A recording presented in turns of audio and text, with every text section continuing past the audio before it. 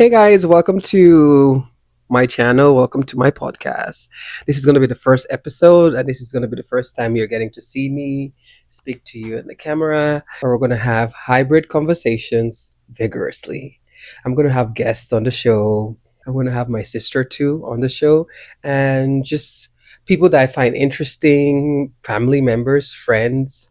Basically, it could just be random people that actually have something to say, and also from the comment sections, we're going to have conversations about your responses and your thoughts on the video because I want to hear anybody that watches. I want to hear your opinion. I want to also see like what do you have to say, what's your thoughts, so we can all piggyback and actually have like a hybrid conversation. That's the whole point. I'm your host. My name is Rosalind Abang, aka NY. You can call me NY. It's like my childhood name. I was telling Matthew that my sister. I tell my sister too, but they never call me that name, and I miss getting called that name as a kid. So I would say call me NY, or you can call me Rosalind. Anyone that you want, so it's fine. So hey, welcome, and let's just get right into the episode. So we're going to be reacting to videos on this podcast. We're going to have conversations about different topics that are affecting people right now in society, personally, and homes. I'm Nigerian by origin, and I live in America in California. And there's like both worlds that affect me. So there's so many things I would want to talk about. I want some healing in our community, some more understanding, growth, not just for me, for the viewers out there and people that would participate in the conversation.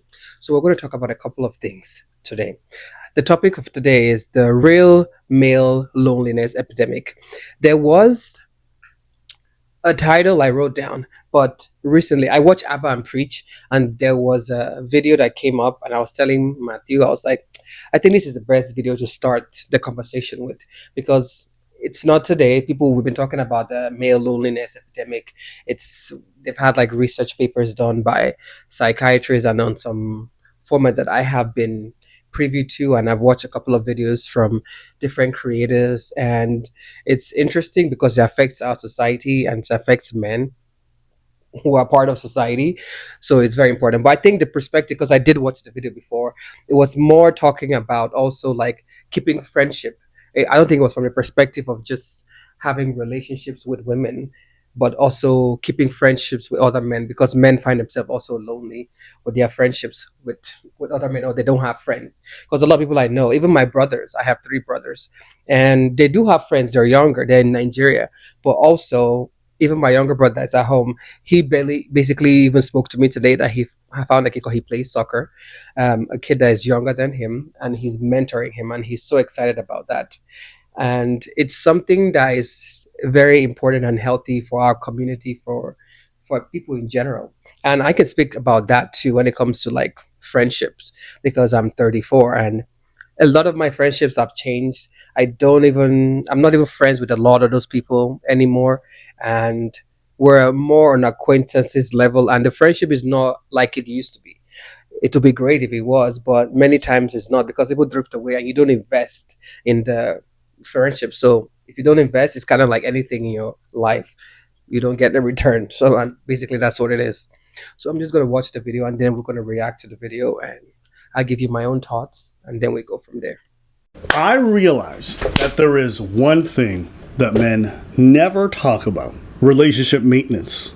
And I'm not talking about dating, I'm talking about family, friends. Well, relationship maintenance. What exactly is relationship maintenance? I think relationship maintenance, from my experience, is partaking, even just like even romantic relationships. So any relationship, even with your dad, my sister, you got to keep up. You got to communicate. You have to show up. You have to plan dates, spend time with your partner. I mean, me personally, I enjoy spending time with my friends and family. And I tell Matthew all the time when I talk to my family, it's just, to me, it's like those are the essence, that's the essence of life.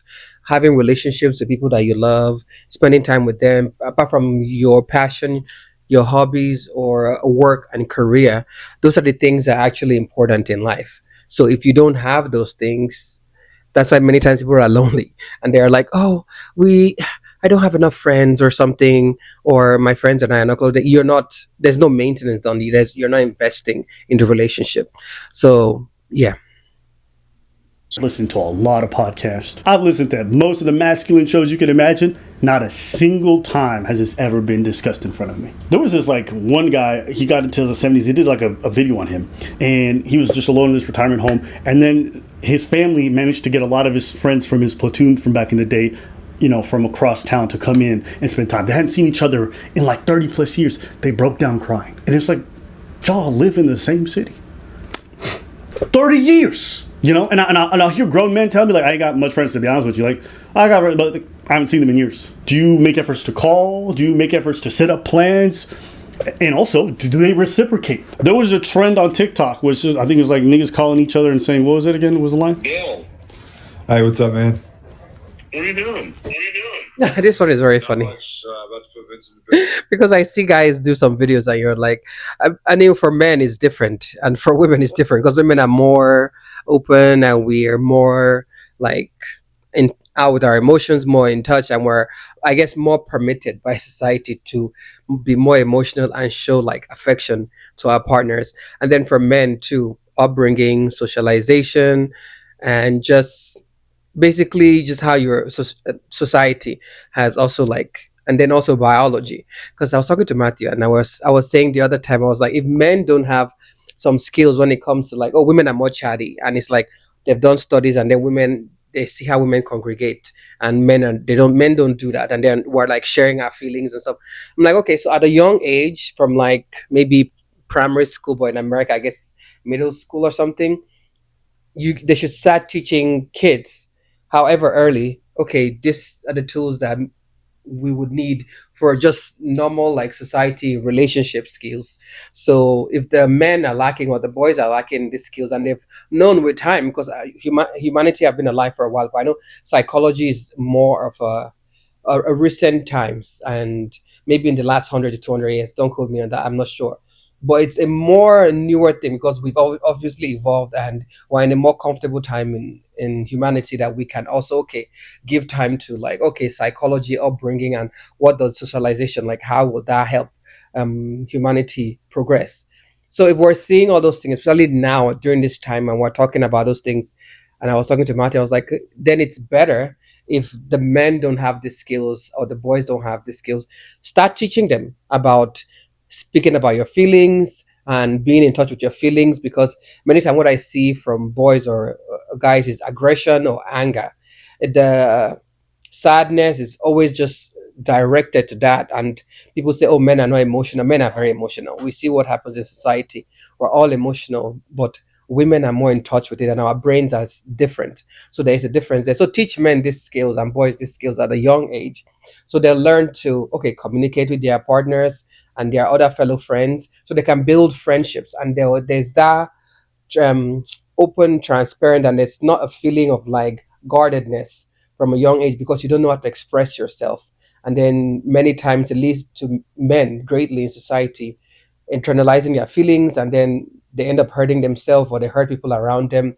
It's just like not good. And then on the other side too, teach girls about things that they would need, so that probably men possess more, and then vice versa, so that we are more equipped for society as a whole in general. Of course, it's not like everything.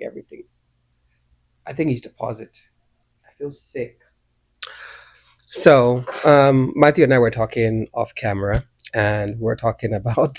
He's like, "Oh, there's also a women loneliness epidemic." I'm like, "Yeah, people, the world generally don't really care about women loneliness because it's more patriarchal. So it leans more to the need of the man, and many times women's needs and issues will come next and be solved. That's if it ever really gets solved or is taken seriously. But yeah, many, and I was talking about a trend I've been seeing on TikTok on women showing like one or two slides, and they show like, okay, gym, work, Pilates or whatever, and it's just kind of, you could see she looks sad, and then before she shows like a wedding picture with her partner, her man, and it's just sad. Even as a woman, I could just see and I could feel the pain from the videos, and how these women are basically the life that it's like you envision a life for yourself with the person, and it's broken away. I'm not just saying it's only for women. But I'm talking of like what Matthew said about women having a loneliness, and I was using that as an example. That yes, that's like another thing. Like they only are focusing on the hobbies and just living life, and not really prioritizing relationships with people or even men anymore. Actually, also now women are trying to ask men to change and evolve, and there is a reluctance, hugely because of patriarchy and Christianity and the church, just religion, have also like held men captive and women, and they still promote this.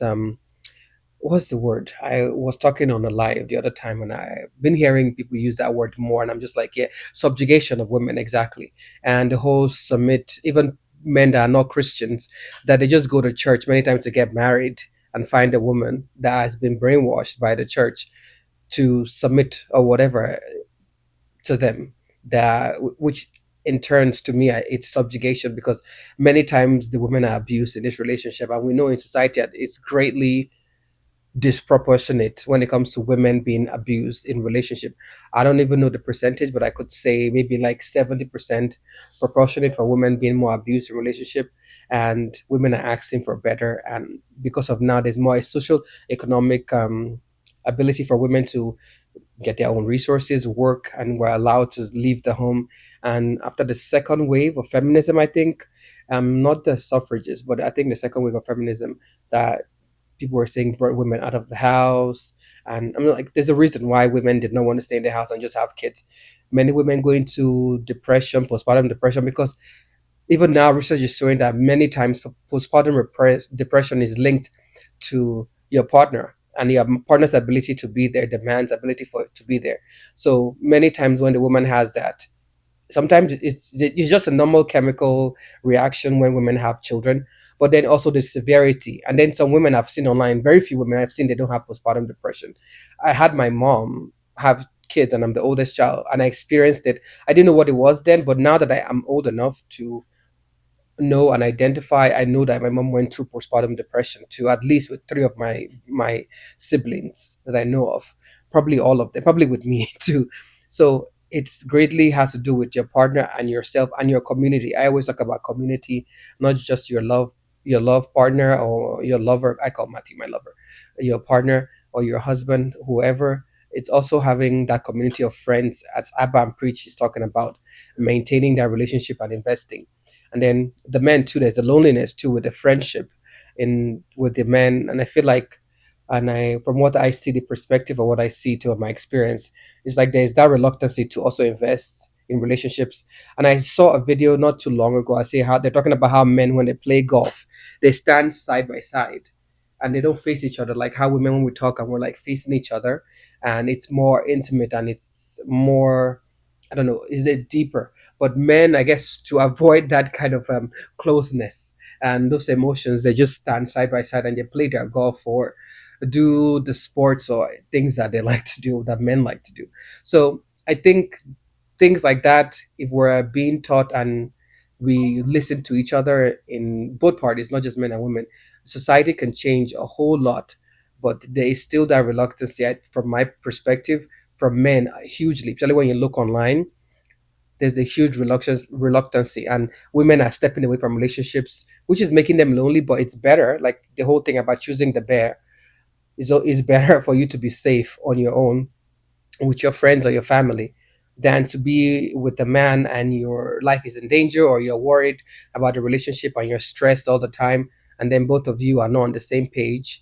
I mean, there are things happen in relationships and stuff, there's ups and downs, there could be some seasons, but in totality you want your partner to be present there, and you want to be able to your partner to see you fully, you both see each other fully, and somebody that is there for you, and it's not, you're not questioning that, and you're able to express your emotions, your feelings, and don't feel judged, even from a man. Because I hear men say that a lot, and it's like, oh, they cannot express themselves. And I talk to my younger brother, and it's interesting because I get a lot of insights from them, and it's like there are three different people, and I talk to the middle one more because he's more emotional, and he's a little bit on the spectrum. And I feel like I was telling my mom, I think that makes him not have shame, so that shame aspect is taken away. And I feel like maybe sometimes shame and pride.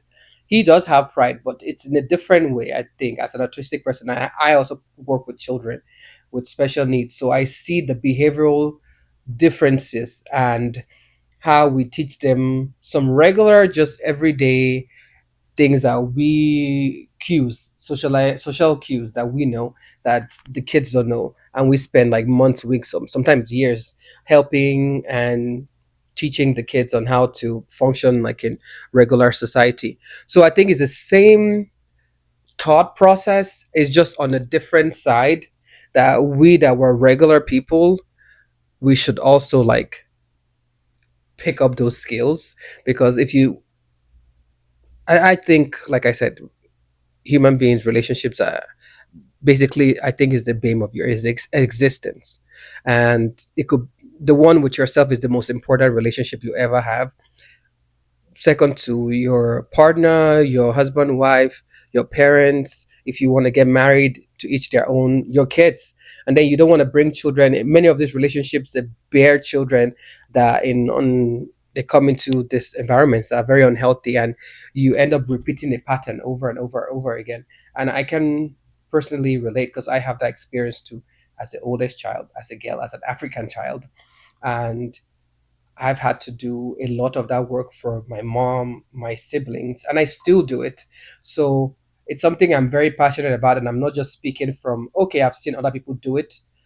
I've seen it from my first hand, and also how it has affected me and still affects me now. I'm still working on it, I'm healing, but it's important to show up, change those patterns, and starting with recognition. Because I watched this video and he did talk about the patterns. If you recognize it, people don't men are not talking about, okay, what's the next thing to do. And I think it's very important, because I was saying the same thing one other time, and when he said, I was like, that's exactly what I was trying to say. We're talking about all these things, but guys, I say, oh yeah, men, this, but they're not talking about, okay, how are we moving forward to change those things and be better.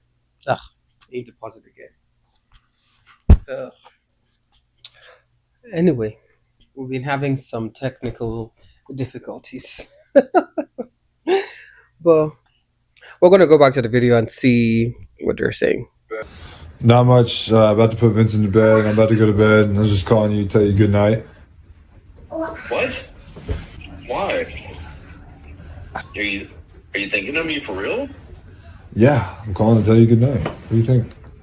What do you mean? Goddamn! I mean, I love you too. I mean, shit. Yeah, I don't know what to say. I mean, you caught me off guard. Yes, I love you too. But yeah. I love you too. I love you too. Well, good night, man. Yeah, I just wanted to call and tell you good night, man. Oh shit. Good night, bro. I appreciate you even calling. I was just calling to say goodnight. Well, thanks, man. I appreciate that. I don't remember the last time someone said goodnight to me. Oh. I'm not gonna keep playing these videos, but the reason why I'm showing it right now is You're not playing because it's The View. I agree. no, I agree. because this shit's fucking gay. Men are very receptive, generally speaking, when you show them love and affection, not in an overly done way. Is that true? Men are very receptive when you show them love in a general way, not in a forced way. You're asking me? I'm asking you, yes. No. Yeah. Interesting. But women usually force it, you know. How do we force it? Like you said, in like an overly way, you know. Interesting. Like all over. Well, maybe you also need to learn how women like it too. Affection. It's not just one way. Both parties are living together, right? If you're living with a woman, vice versa, you should learn so that it's gonna be met in the middle. That, okay, this is how I receive love, and this is also how I also take love from both parties. But it's so cute hearing the men do what they're calling them, and they're like responding, and there you could tell the awkwardness too in the video. Even the man calling, because he's like, "Ooh, good night," and we girls do that all the time. We're like, "Oh, good night, girl." I call my sister. We're like, "Good night, I love you," and like we're weird like that, and that's just how girls are, and that's how we've just socialized, or you could say it's feminine or whatever. I just think it embodies all that. But I think for me, the main thing. Why are you shaking your head? Matthew said he doesn't believe it. Why don't you believe it? Oh, because that's your sister. I've never heard of girls calling their girlfriends. Be like, good night, girl. I used to call my friends when I was closer to them. Yes, I've done that. Yeah, But you yeah, talk, and then maybe if you're going to bed afterwards, but like you are talking. No, girls do call their best friends. I mean, I would like to see in the comments people that watch this video, please. I'd like to see because Matthew is saying he doesn't see that. Maybe the people you grew up with, maybe it's different. But I have seen girls do that. I have done that myself too, just to call your girlfriend and be like good night, or just talk to them and then you say good night. But I understand what Matthew is saying. But girls do that largely. I mean, my sister and I would do that because we're also close. You can be close to your best friend or anybody, and you can say the same thing. And it's okay, man. Call your friends and say goodnight. Matthew, that's the one thing about Matthew too. I was saying like he has more friends than me right now. Like he has like childhood friends that have been friends for about 20 years, one of his best friend, and I love it. He has like what, three or four best friends, and they've been friends for a while, like over 10, 15, 20 years. So a lot of my friends that I knew from high school that we were maybe closer, I've moved over here, and then I've been here for over a decade, but still is like I have some friends, but I don't really have any closer friends like that. And then things have happened, relationships have changed, and things have pivoted. So it's important to talk to your friends, invest in those relationships. And I think we should start removing the awkwardness so that men can be able to tell other men, oh, I love you. Even as an African too, it's even weird for us in our society too. It's like you say something. I remember even telling my dad, I love you one time when I was here in America for the first time officially. Because my mom always tell us I love you. And I was even telling Matthew recently when my mom came to visit last year and we're just talking about it because the 4th of July was yesterday, and we went to the family's house, Matthew's dad's house, and we were there with his sisters and his niece. And we're talking about my mom called, and we're like, oh, it's been a year she was here. And I was just remembering, and I was just like, it's just kind of interesting. My stomach again. Son of a bitch. Ugh. Guess you're not supposed to talk today. I know. My God.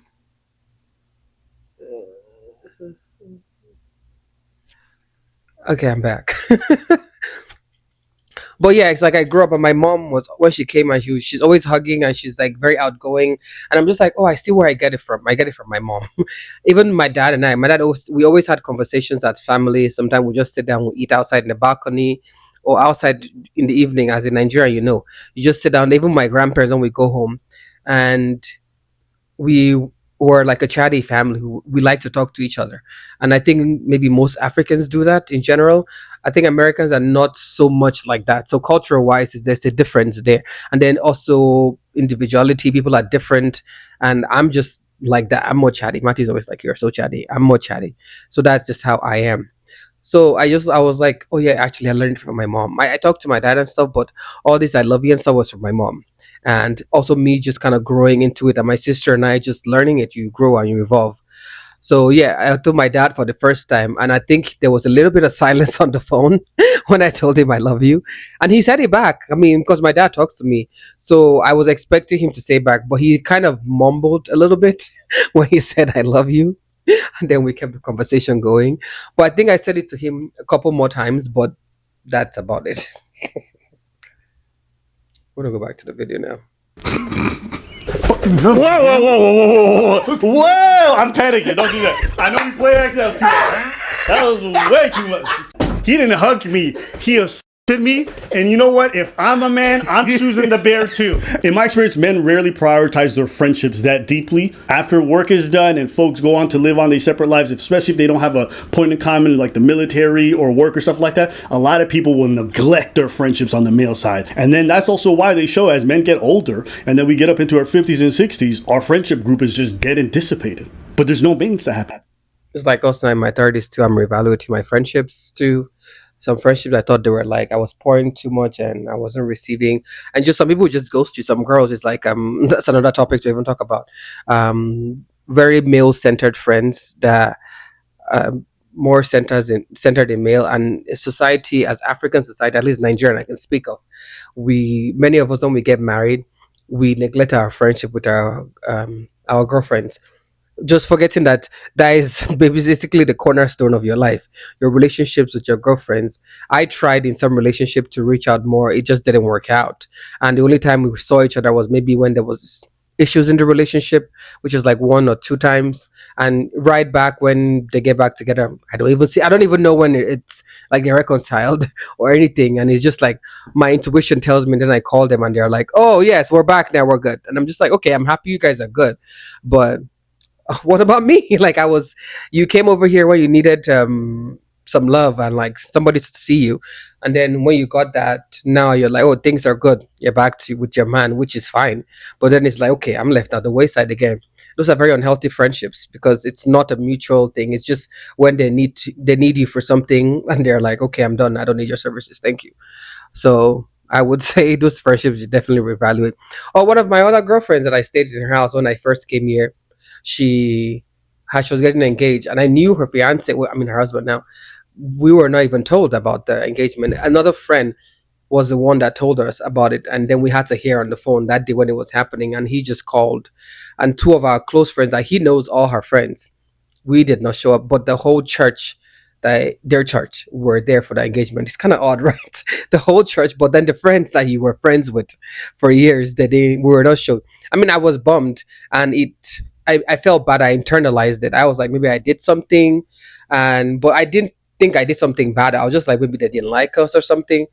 And coming to understand that you get more mature, and I was like, oh yeah, I guess when you get married, you leave your girlfriends because it's not promoted. Because we're single girls, you need more married girls. As in Nigeria, keep your girlfriends with you. It's very important. As a woman, you need support. Marriage is not an island. Your husband is not your only best friend. Matthew is my best friend, but I still have relationship with my friends, and which I'm still trying to get better relationships there, and my sister and my family, and your relationship with yourself. Like, come on, guys, that's the whole point of life. In there. I don't think you said no lie there. 20 years go by, and then you get a message, he's dead. Nah, you so spoke about the person? Nah, shit, you used to be so close. Yeah, what happened? You know, man, life. It's not even like an event or something that happened. It's maintenance. Men are really funny like this, right? We would die for somebody, but if you ask us to make a call every week, we just can't do it. And Oh my God, babes, we're just talking about this, right? With the Charlize Theron movie, what's the movie? The one on Netflix that just came out, the part two, The Old Guard. Yes, spoiler alert. I don't want to spoil it for anybody. The old one, the second installment that came out after some years, not as good as the first one. Even Matthew and I were saying it. It was good, but it was not as good as the first one. But anyway, Charlie still looks bad in it. One of the guy, I think that he betrayed them in the first part. I guess he gave her his immortality, and but he couldn't even just talk to her. And I was just like, why is it that guys be like, oh, I will die for you or whatever? But I'm just like, but the many times it's always like from a woman, right? Because Charlize Theron is a woman too, and from a relationship standpoint or something. And I'm just like, just show up for the person. Just sit there and have the uncomfortable conversations. Like they need to teach men also how to have uncomfortable conversations. Like have uncomfortable conversations. It's okay.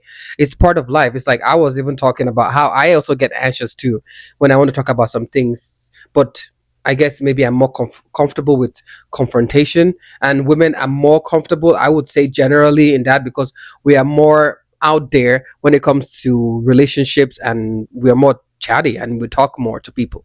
So I'm just like, just talk to somebody, but he'd rather die than actually have a conversation and be like, okay, I messed up here or something, or I made a mistake, please forgive me. And so his friend group could bring him back into the group. And I'm just like, that's not what we want because we need you to be alive. Just own your behavior, change, let's grow, let's talk about it. Like it's okay. Like let's have forgiveness and let's move forward. You losing your life is not going to help. The person many times would be stuck with that because it's like there was nothing resolved, and then you've lost your life, proving what exactly to who? Because the person that you probably died for, the situation is still going to be there. It's still going to linger. So it's better to mend those relationships, show up, have those difficult conversations, even though it's like a little bit of a step at a time, and revisit it if you need to, and then mend relationships so that you can actually have a better quality of life. We do not want you to lose your life. We actually want you to be present. Like that's the whole point. Sometimes push it aside like it's not important, but it's everything. To me, there's a juxtaposition between saying you care about something or you care about your friends, but you can't do the little labor you need to. You can spend every day playing video games after work or like chilling at home, do nothing, but y'all can't make efforts to catch a game together, can't make efforts to take a walk. I don't know. I think it's a question worth asking yourself if you're watching. If you really care about your friends, how many efforts have you made to check in on them even semi-regularly? We talk about how men don't talk. We talk about how men struggle with a lot of this stuff, but how often do we make an effort to show up for the men in our lives? I ask the question. I don't think it happens.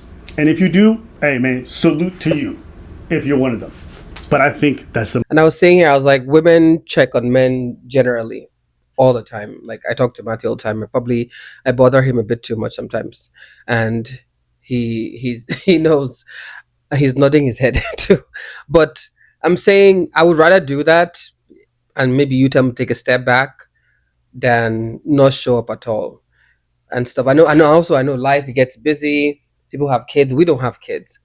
We're 30. I'm 34 and he's 35. We're in our mid 30s. We don't have kids. We're still thinking if that's a chapter we want to take in our lives or not. And we're both fine with whatever decision we want to make. I'm leaning more into babies now for the first time ever. Matthew is leaning nah, but we're trying to see where we are. But at the same time, I'm just trying to say like it's important to check on the men in your life. Is important. Just like I talk about these things is not about just women trying to voice their opinion. It's because I also want men to have those relationships with women and men. Like guys don't prioritize their relationship as they're saying here. It's important. Everybody should prioritize their relationship. I don't know how much. Like you see older people and all they have is their friends. Their kids are not even there many times. And I've worked in like group homes before. It's just their friends or the person in the vicinity or the person that is caring for them. Many times we're the ones that become their friends or their family. So friendship is very important. We should prioritize. We should ask each other how we're doing, and it's important. Men's emotions are important. We care about you. Stoicism is not going to solve everything. I'm just like being stoic is for a time and a period. Women are stoic too. It's not because we don't talk about it. We're stoic too in different ways. We raise children. We have things in life. We go to work and you have to keep your emotions in. There are times you need to be stoic as a man. It's not the thing that you have to be stoic every day. Express yourself. Let your body breathe. I feel like holding emotions to make people sick. Even now, where there's more research about women being sick with autoimmune disease because they're holding their emotions and trauma and stress in the life in the relationship, it sickens your body, and even men too. It sickens your body. It's not just a woman thing, and you need to let those things out. Express yourself, because at the end of the day, what are you keeping it in for? There's not going to be any reward at the end of the day. Nobody's going to give you a medal or anything of being stoic. When is a season at a time and something is happening, yeah, of course, you show those characteristics. Be stoic, and your family may need you, your wife, whatever, or in positions in your life. But it's not an everyday thing with your wife or girlfriend or your brothers. Live and laugh. It's okay. Seriously. That's the minority. And if you tell me it's not that important, I don't know how you can tell me you care about something, but don't think you have to invest in it on a regular basis. I don't know anything in life that works that way. Care about your health? Gotta invest it on a regular basis. Care about your finance? Gotta invest it in on a regular basis. I mean, motherfuckers take care of their possessions way more than some of their people. Their cars. I gotta remember I gotta do the oil change. Okay, can you do the oil change on your friendship? That's probably my biggest issue with it. I've watched so much media over the years, especially since I was a kid, talking about the importance of friendship. Oh, friends matter. You know, from anime to movies, whatever. Like, think of Naruto. Naruto is literally just about friendship. That's it. And sometimes it was so much about friendship, I thought that shit was gay. The amount that motherfucker chased Sasuke around, I was like, bro, just fuck him. And also too in the old guard, there's this bromance between two of the guys. He was still friends with the one that was exiled from the group because he did something bad. And I was telling Matt, I was like, I just love the bromance, the way he's able to express himself. He hugged his friend and they leaned in. I was like, are they together because they're both men? I mean, like that's fine too. But I was thinking more like it's a relationship, and I was like, I was at the end. It did show that it was a relationship, and I was like, I love that they're able to bring this in, show men to that it's okay to do this. It was crazy. At some point, it's like, bro, you stalking this nigga. Be my friend. No. I'm like, I don't think you want him to be your friend. I think you want something else. It's a bit much. But my point being is we all love these shows. And there's nothing wrong with that. But sex. But if we all love these shows, it's crazy to me that we never talk about what's necessary. It's like loving being in a great shape, but we never talk about working out. We know it's important to be healthy. We never talked about how to do it. Does that make sense to anybody? One thing you gotta give the girlies, the women, they might be annoying as shit with that shit, but they're really good at that. And maintaining their friendships? Keeping up with their girls. That's just what I was talking about. We're good at that. But just reiterating. They good at that. They plan dates. They plan, and if you have a group and a dynamic, it's often even the girl that's planning shit. We just, hey, I'll go with the flow. If it happens, it happens. And after when it happens, we just like, oh shit, we had a good time. I'm glad that in this group of friends that we have, we plan trips, and then whenever the trip happens, it really happens. Boys, we That's funny because coming up to Matthew and I, we're gonna go for like a concert he's going for with his friends, and I'm just gonna stay in the villa. It's like go do your thing because even last time, and I went for the concert with him. But Matthew, he like I said, he has great friendships too. I mean, there's definitely room for improvement or anything, but compared to like an average man, he's like exceeded that when it comes to friendships. And they're planning another trip going, and he just saw them last week for his best friend's birthday. So those things are important. You have to show up and you have to participate in each other's life, talk to each other. I mean, sometimes I tell him to talk to them a little bit more, but he does a great job already for, I guess, a man. If I'm comparing to a man, like he's the person I've dated ever in my life that his relationships are that rich, even with his family, and we promote and we push each other to have that relationship even more. And he knows, and it's just that's one of the things that have brought us close together because we know that that is basically the foundation of your life, and we're just building on that foundation and just getting better and better on that foundation. So yeah, girls, we love to do those kind of things, hang out, have dates. Like my man, he plans stuff and we're very like a date night. We go, even if it's the movies, if it's cheap, go somewhere, we have a laugh, watch a movie, have a conversation about it when we come home, or just go out. We're trying to get more into going out for walks now. It's like because I do enjoy walks, but I just haven't been able to wake up on time on the weekend to do that, and then during the week still figuring out my schedule. But yeah, plan things, go on trips, have fun with your friends. It's important. see each other at bachelor parties and funerals. Or you got a kid, I got a kid, okay, Birthday party, baptism, communion. Everything has to be a matter of convenience. But yes. Right? Can I bring something else? Go for it. The crazy thing is whenever men are in relationship, they're in a long time relationship, oftentimes what happen is this. His girl's friends become his friends. And for example, one of her girlfriend. That's funny because it's kind of the other way around here. I'm more friends with Matthew's friends now, and especially his best friends, two of them. And one specifically, I'm closer to them and I go for events and functions, and we love having each other. I love seeing them and stuff. And I still give him his time. I always tell him, like, so when we go there, I spend time with him. I like to leave sometimes and just do my own thing, which I enjoy, and just let him do his own thing with his friends because those are his friends too. It's important to give them that time. And he's gone out on to see me and my friends, I think 2 times or 3 times. He's met them when we've done like a group thing, and we keep planning to do like a bowling, and we just haven't been able to. And my friend, he's still like trying to figure out his schedule and stuff. I was just texting the group again today or yesterday and the day before, and there was like a last minute thing coming up. I was like, we're not gonna have time this weekend. I'm gonna see the family. In my mind, that's what I was saying. Let's try maybe something maybe next month or next coming weeks because we just started the month. So yeah. Has a boyfriend, then they double date, they see each other and everything and stuff. So they have all the girls, his girl has all these friends that have boyfriend, and when they do gathering, they are hearing this and that and the third. And they slowly replace his friends. And when they break up, that's where it's. Well, yeah, it's funny because even with my ex, I dated too. He came, he was Nigerian. He didn't have any friends, and that was like a big thing he was talking about that he wanted to get friends. I know Nigerian people have they keep more friendships than men, I could say, but it's kind of a general thing for men around the world. Some places is better, some places is worse. Women just have better relationships in general. But yeah, it's just kind of interesting because when I had my friends, it was basically like his friends, and they hung out 1 or 2 times, and it's just like some guys just isolate you because you're the girlfriend and they don't have any friends, and that's it. You're the one, nobody else. Not a good thing. You should be making your own friends. Because if you break up with somebody, of course you're going to take your friends. Because Matthew's friends are his friends first, and then we're friends together now. You have to have your own friends. One of my friends, she just had a baby. Shout out to you, my love, Chama.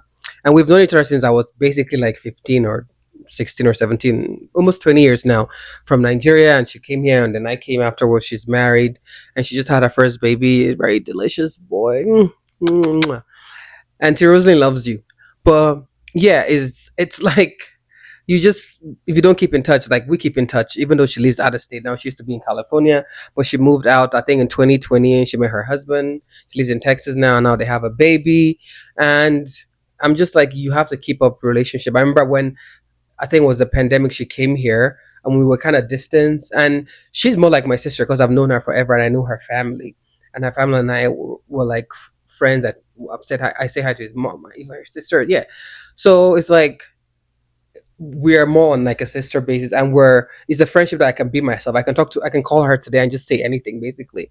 Like it could be personal, even if I don't speak to her, because you have that relationship with her that close. Even though you don't speak to her for 1 month or a month and a half, you guys call each other up, and you keep that relationship going, and there is a love there.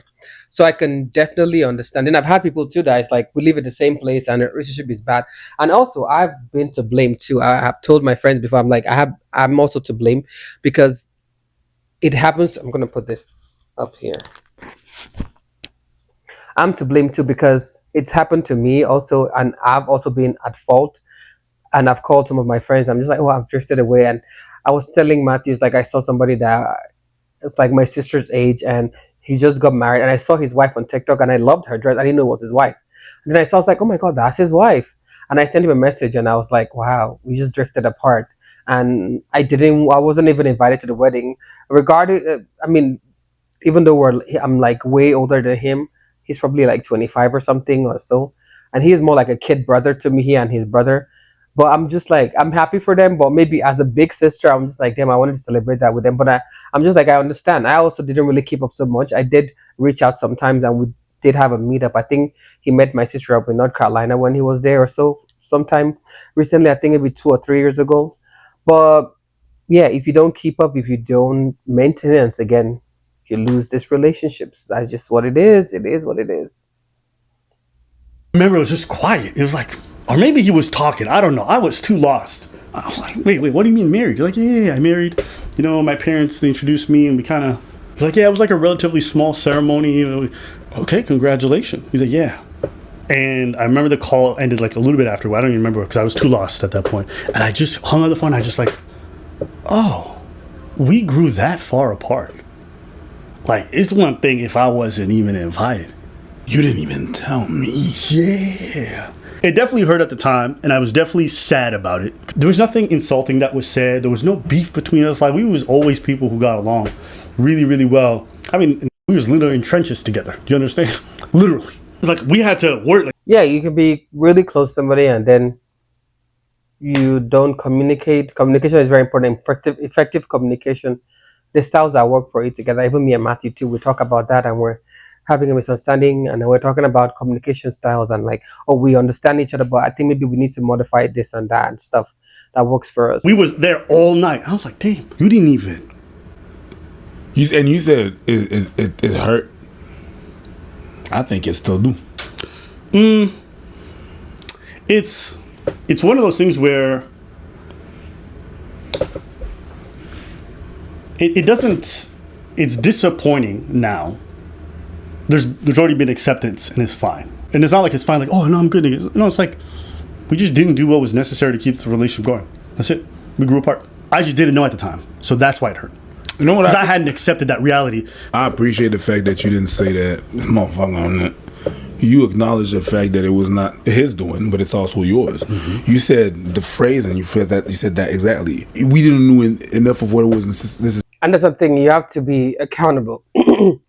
Even though you feel like, oh, maybe your friend did it more. Because I have a friendship that has fallen apart, and we were friends for like 10 years, and it wasn't really a friendship. Well, I feel like I was showing up more, and even my sister had animosity because she was telling me she didn't like how I was being treated, and she saw it because I was the one showing up all the time.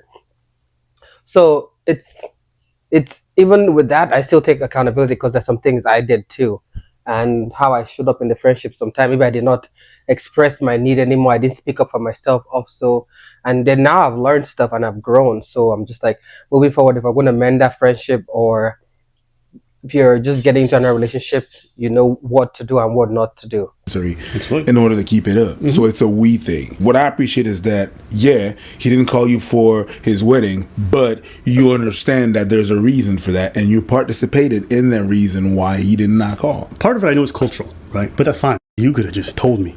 I didn't even know. That was so crazy. Yeah. Right? It's one thing that, and then on top of that, it's even worse if you're the one that called this time.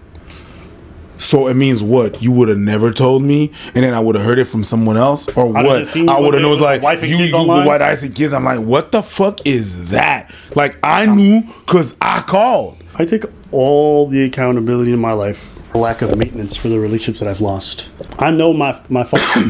I have them. And that's another thing too. It's very important. Like I said, you have to take accountability because I also take accountability for all the relationships that I've also lost too.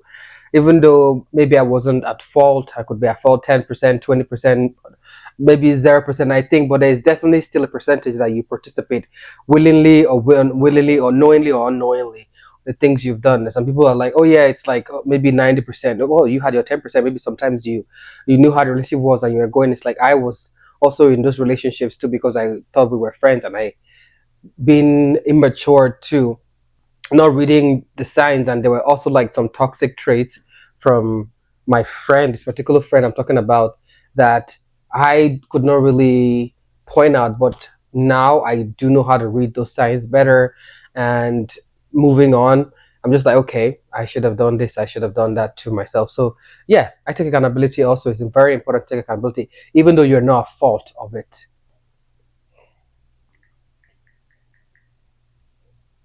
For a long time was a person who was never able to text. I was never able to email. I was very slow to reply. When I say slow, I mean I take weeks, nigga. You're not slow. And then sometimes it gets so long, I see the message again. I'm like, it's been too long. There's no point. Yeah. You just I can't.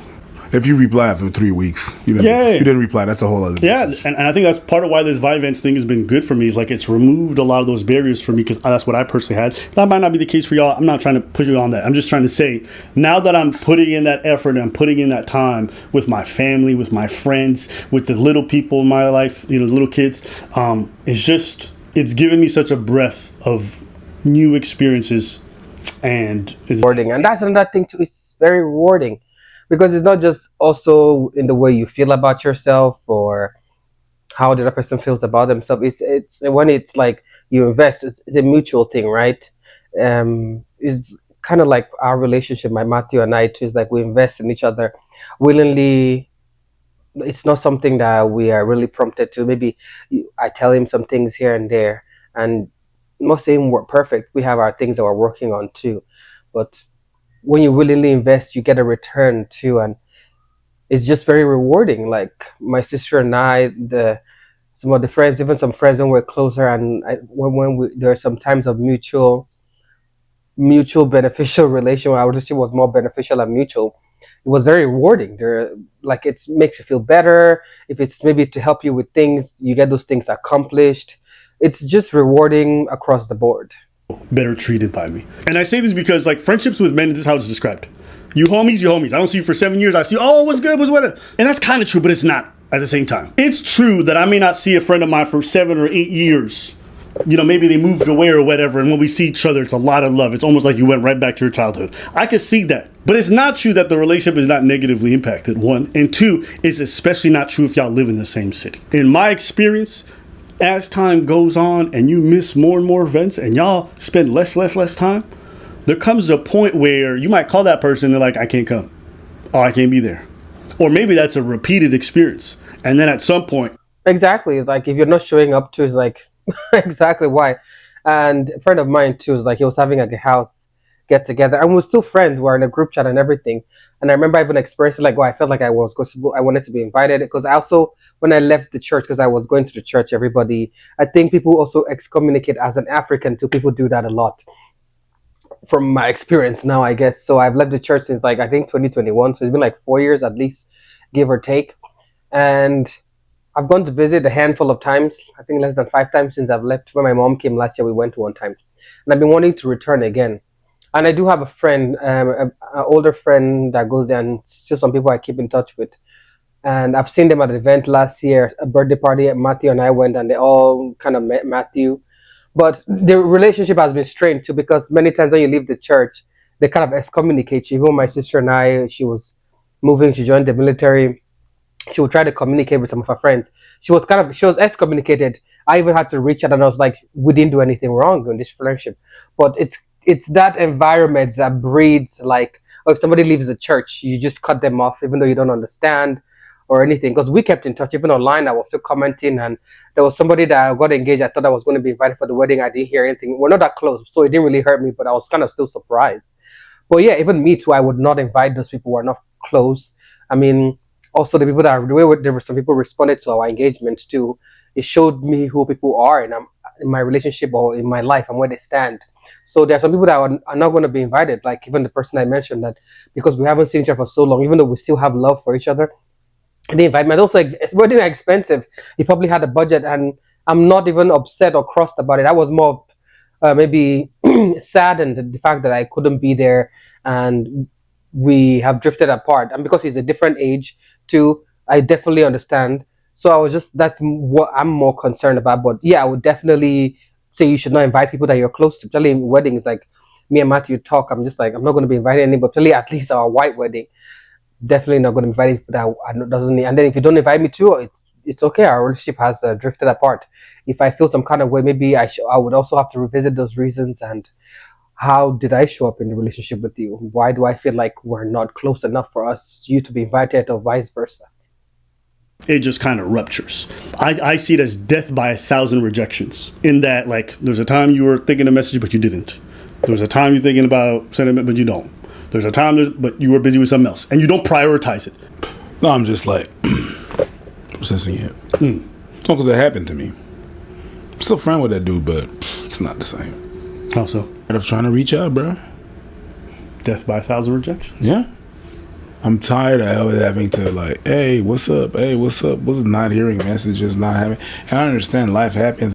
That's what happened to me too with this friend I was talking about. It's like I would reach out and I was the one always going to over to her place.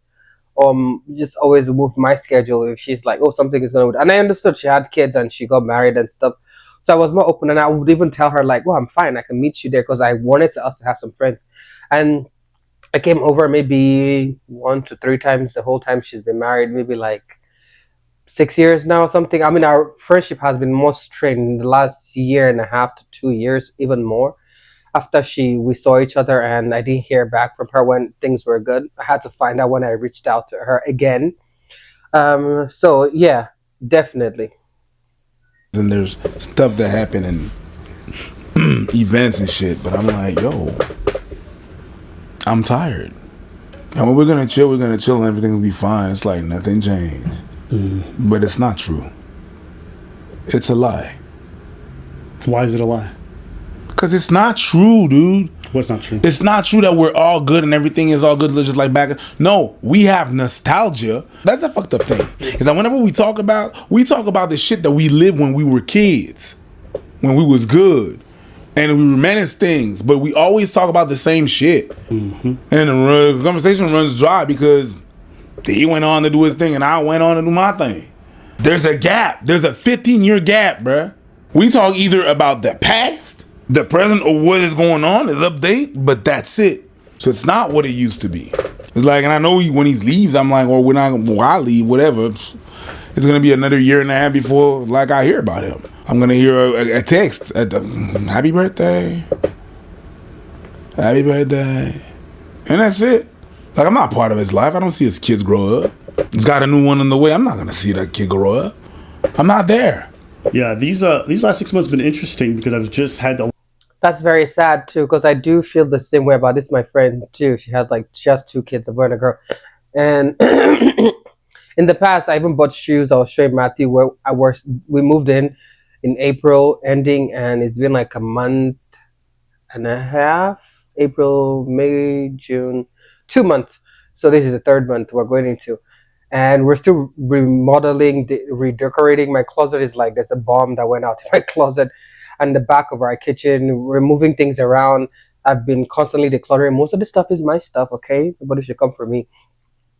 But yeah, because it was my apartment, so he moved in because I had a two-bedroom, two bathroom apartment. So he moved in, and it was a better decision anyway, because he had a house and he was living there and he was splitting that time. So and with his sister, so it's like I'm just like I was just looking and I was having shoes that I think just when we're about decluttering and Matthew was helping me. I was like, oh, I bought these shoes for her kids. I just never saw her again for like maybe 2.5 years when I bought those shoes at that time, and I liked them because that's the kind of person I am. If I see something, if I think about somebody, and I was even the time I was going to buy some clothes and I told her about it, but then I just decided not to because I have these shoes and I was not able to even take it for her. I remember when she was like pregnant, I bought like diapers and some things that I could afford for her. And it was something I always wanted to be like an auntie. Like I loved it and stuff. And I was just so happy, but I wasn't included. And I was even telling my sister, I was like, I was not even able to touch her belly. Like we're not that close. If you say we're sisters and we live in the same house and we're supposed to be best friends, I think I should be able to touch her belly because my friend Choma in Texas, which is my senior sister, if she was here, I would have been going to see her and touch her belly and just feel the baby with her and have those intimate moments with her and share those moments with her that are just once in a lifetime. But I felt like I couldn't even ask because I remember one time I was sitting there in the living room with her when she was pregnant. She had a first difficult pregnancy, and I guess also getting married early. I guess she didn't want to have people around. I definitely understand, but I went there so many times. I still remember like going to stand at where she was living with her husband the first time, and even picking her mom up for a bridal shower and just setting up a bridal shower and stuff. We're doing things online. I could not even ask her to like touch her belly because I always wanted to do that, and we even talked about kids together when we lived together and stuff. We would watch videos and just scare ourselves, and I couldn't.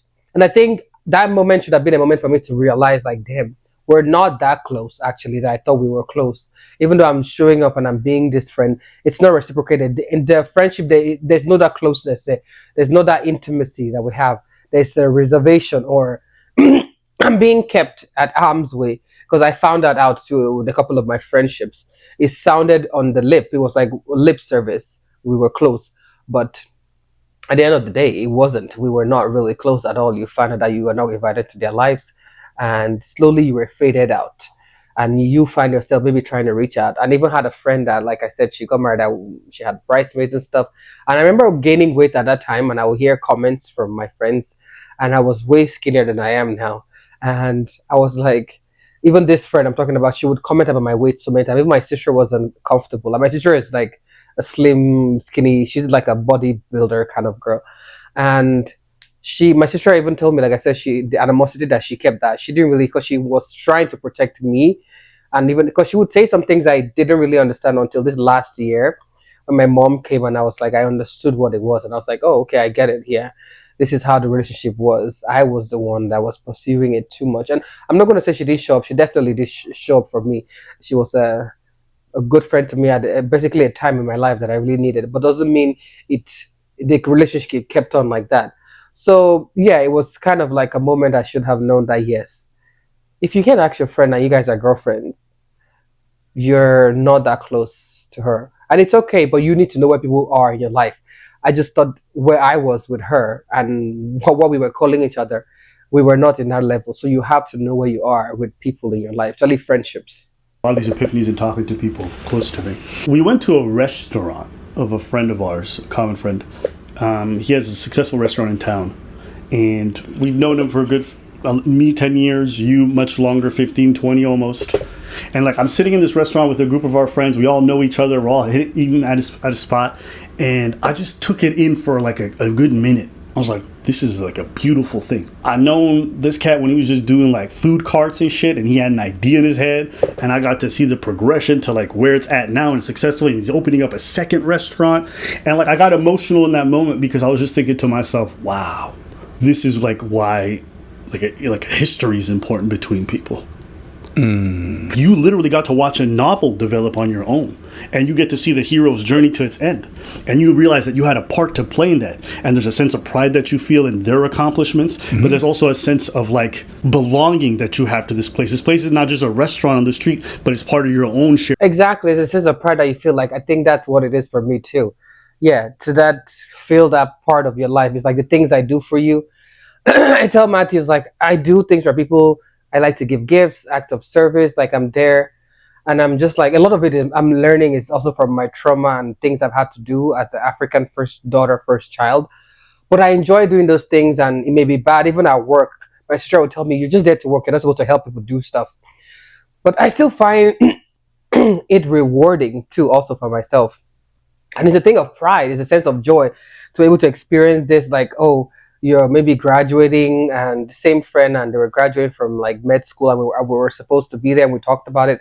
Then it canceled, it got moved, but I never knew what happened later. And I was informed after the graduation already happened.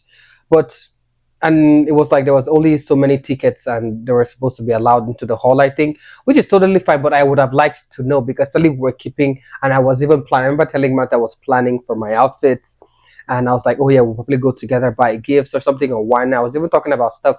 But yeah, it's like being there and seeing the journey of like, oh, I remember we celebrated medical school admission and stuff, and marriage and stuff. I'm just like, it's just to me, it's like a privilege to be part of somebody's life, and I hope I feel like people should have the same for me, because I bestowed that basically that honor to select people or select friends.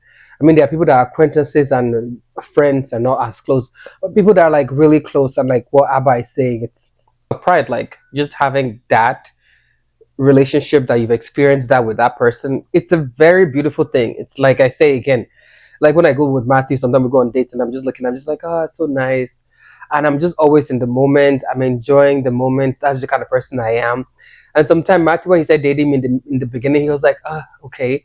And I understand, guys, it's kind of like a 360 basically. And Matthew is a very family person, and he enjoys life and the little pleasures too, but still is different. And then I think I'm just different too than some women, because I'm just myself. Things are similar with some women, some things are different. We're not all one size fit all. But yeah, I enjoy those things. You get to experience that. My brother is graduating university, and he just texted me yesterday. He came back, and I was telling Matthew, I was like looking for the word to say it. I was like, I'm happy. I feel fulfilled. But I have like an emotional circle on my fridge. I bought, shows like emotions, and it even pans out to explain it more. My sister and I were very into um, our psychology, and like in tune with our emotions and intuition and learning and growing, and just being learning about ourselves and be more intelligent to heal things and recognize patterns in behaviors and change. And this emotional will is like another thing. And I was like, actually, I feel content. And I went there and I checked, and I was like, I feel content in this moment. Like when my siblings do good and they achieve things, it makes me feel like I have achieved something, because I tell my siblings all the time, my younger sister too, who should be graduating soon too. I'm just like so excited. And I was like, I feel like I accomplished that. And it's funny because it's not just my siblings, even my friends. It gives me content that you are doing good and things are moving ahead, and we saw the progression. It's a beautiful thing. this place. This place is not just a restaurant on the street, but it's part of your own shared history with that person. That stuff changes. I realized that through my roommate. I lived with the same person for 10 years. We've gone through so much together. I'll never talk about it online, but it's been really like, it's like family now. But it's not family because we lived together for 10 years. It's family because we've made efforts to be part of each other's lives over those 10 years, to go to different events together, to go, watch a child being raised, to go participate in all the little day, hey, I got your back, I'll be here for that. Oh, what do you need? Okay, whose birthday party is it? Okay, I got you. All these little things have added to the shared history where it's like, I don't even got a question. If I call this person at 3 a.m. and I say, I need you here with 10K, they're showing up. But you don't get that unless there's all of this that happens. That's funny because I was talking to my sister, and there's a friend, which is a friend of this friend too, and on her wedding, she was talking about choosing bridesmaid. And then if I think about things now, then I was younger, and I was like, it was just very awkward the way she kind of gave me the message, and she already decided because she said that anyway later on. I think the next day or something when we're doing her hair, So I was just like, yeah, she got married, and I was trying to call somebody to take me to the airport about 2 years or 3 years ago, and I called a friend of mine, and he was not available, and he always takes me, and I tried to call her, and it's like when you know you can't even rely on somebody that you know something is up. But the thing is, if she called me, I would drop my stuff, and I'm just like, okay, I would go, except it's an appointment that I could not move or something. Even if it's at nighttime, 3 o'clock, I'm just like, I'm gonna go. And I was telling Matthew, like another friend of mine, which I've come to understand is like our relationship is not like that. Like I've been there for her and we enjoy things. We've been on a trip together, but our friendship is not just on that level. I feel like Abby's showing up, and there was never a time that she was there maybe for my breakups, but she sat on my couch many times and talked about several of her breakups and had like mental breakdowns, and I've been there for her. But there's never been one time, and I remember even calling her on the phone one time, and she just hung up the phone, and I was like, oh damn. And that was a very bad time for me that I needed to talk to a friend. And it's about recent years because my sister is 6 years younger, and I'm 34. She's 27, and I didn't want to burden her. And also with that older daughter mindset too, I even my younger siblings, I barely even tell them anything about myself, and I don't even tell my mom many things. We talk all the time, but I keep my things private. Once in a while, I'll ask for advice or something, and I do talk to my brothers about general things and things that also affects me in my life and stuff. But I still keep my relationships also private and respectful. So yeah, it's kind of like I I couldn't call anybody. I couldn't call her. I remember calling her, and I would be genuinely scared. Like if you're scared and you feel like that, then you know that there's a problem. It's definitely a problem. But she told me to talk to the other friend, even though we're not that close, and we kind of fell off because I tried to reach out, and then she was in the car. She told me she was getting married because I knew she was getting married and she was engaged, and I knew her fiance too because we were friends. But then we just drifted apart because I just felt very off about her, and they were closer, which is fine and stuff, and they were Igbo, I guess maybe because I don't speak Igbo, and they were more conservative, I guess, and I wasn't as conservative as them. So, and they got engaged too and married. I was the only one, so I guess that too. But she had problems in her relationship. There was times in and out and stuff. But not to say that, but she told me that in the car that oh, she was getting married in court, or she was not getting married. Then come to find out, I saw on social media she got married. And we had a group chat that we used to pray together. Like that's how close we were. Some fake friendships. And I was like, why didn't you tell me? And I was just straight up. I was just like, I'm not going to pretend or lie. I'm not even good at that, anyways. But sometimes I'll just let things go. And I was like, why? She's like, oh, it's a anniversary. I'm like, anniversary, but why did you tell me in the car? So you got married before then why did you lie that you got married in court? Because I told her if you got married in court, then you're married. And she was like, oh yeah, they didn't get married in court, yes, or something. It was just a mess. But anyway, that's a little bit of another story because I could relate to that. In my head, I'm like, yo, how come nobody tells you? How come nobody talks about the little labor you have to do for your friends over years? And I say this with all the love in my heart. I want you guys to have it. I know so many people who say, I got no friends, this and that. It's like, okay, I understand that. Are you doing those things? And if you're the person who is and you get rejected a lot, hey, let me tell you, you need to find people who are going to reciprocate because it's not fair. And I understand that kills that bit of inside of you. I'm glad that in this group of friends that we have, when not all of us are friends. We're not all friends? We're not all friends. What do you mean? I'm not your friend. I just wanted to. Ooh, he's like, what? I thought you were talking about the others and the girls. I'm like, who are you talking about? The other? No. Okay. But whenever that happens, I was really confused. I was like, what's going to happen? Dude. Got him. Got him. That's pretty much most of what I would say. Anything else? No. Well, yeah, basically. All right, let us know what y'all think in the comments. Next time I'll see you guys. Leave a comment. Let me know what you guys think. And I'd like to hear stories from women too and men too. I want to hear from society. And bye. See you guys later.